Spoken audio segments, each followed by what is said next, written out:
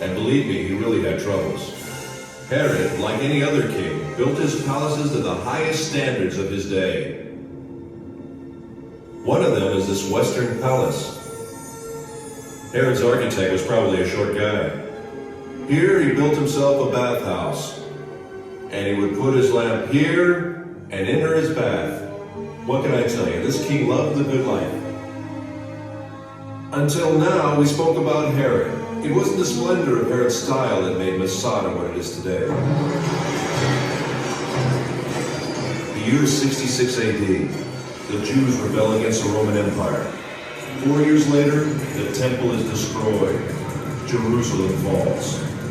Everywhere else, the rebels were suppressed. Masada is the last stronghold where there are still Jewish rebels. And believe me, they didn't need Herod's palaces. The rooms in the wall were divided and used as living quarters. They lived from food in the storerooms, and they drank water from the cisterns, kindly left behind by Herod long ago. Right from the beginning of the excavations, signs of the rebels were found elsewhere, in the palaces, in the ritual baths, and in particular in the wall. The deepest experience I went through in Masada was when they found in this particular room the first piece of scroll. To see Hebrew letters coming out of the ground, the same letters which are used until today. Later, more fragments of scrolls were found. One I found with my own hands, but the first experience is unforgettable.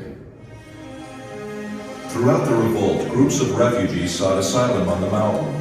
About 1,000 rebels gathered in this fortress in the heart of the wilderness. In 73 AD, the Romans' 10th Legion arrived with thousands of armed soldiers who deployed themselves around the mountain. An enormous war machine. And the movies do it best, after the Romans, of course. The Romans built an attack ramp. The besieged rebels rolled stones down it. The Romans lifted a tower to the top of the ramp, equipped with a battering ram to smash the wall. The besieged erect a wood and earthen wall to sustain the blows of the battering ram. The Romans burn it, but the wind almost burns their own tower.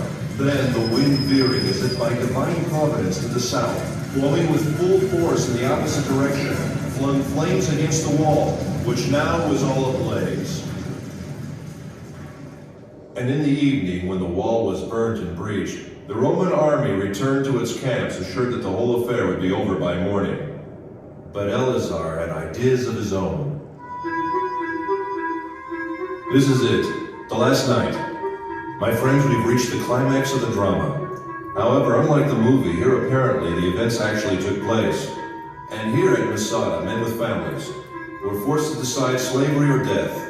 Eleazar had no doubts, but he had yet to convince his comrades in arms. Ladies and gentlemen, the speech of Eleazar.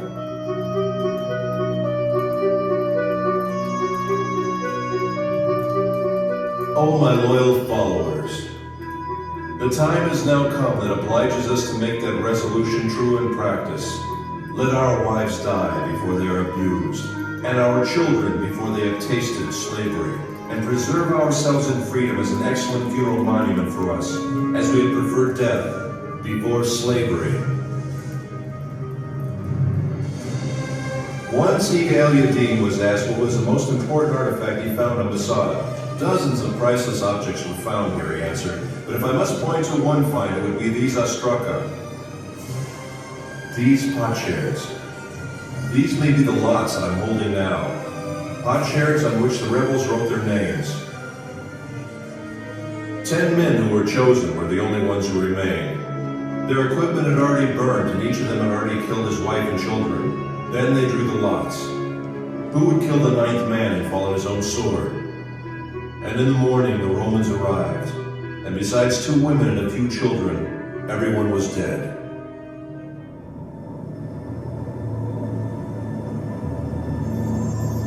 After the drama came silence. The silence was broken in the 5th century for nearly 200 years by a community of Byzantine monks. 1,200 years later, the first explorers came and rediscovered the mountain. Then the members of the youth movements, seeking a symbol of Jewish heroism, discovered Masada and adopted the mountain. After them came the hikers and the tourists. Masada had become a focus of pilgrimage. Professor Nesser, what do you really think about the act of courage that ended in suicide? Maybe it's the utmost courage to prefer death to a life of slavery. So it's death or freedom? Yes, death as a free man or slavery in the hands of the Romans. Which choice would you make? No matter what, Masada has become a symbol of staunch resistance against a fierce enemy. And if it is a symbol, then perhaps this might be some kind of victory. Ladies and gentlemen, I invite you to climb the mountain.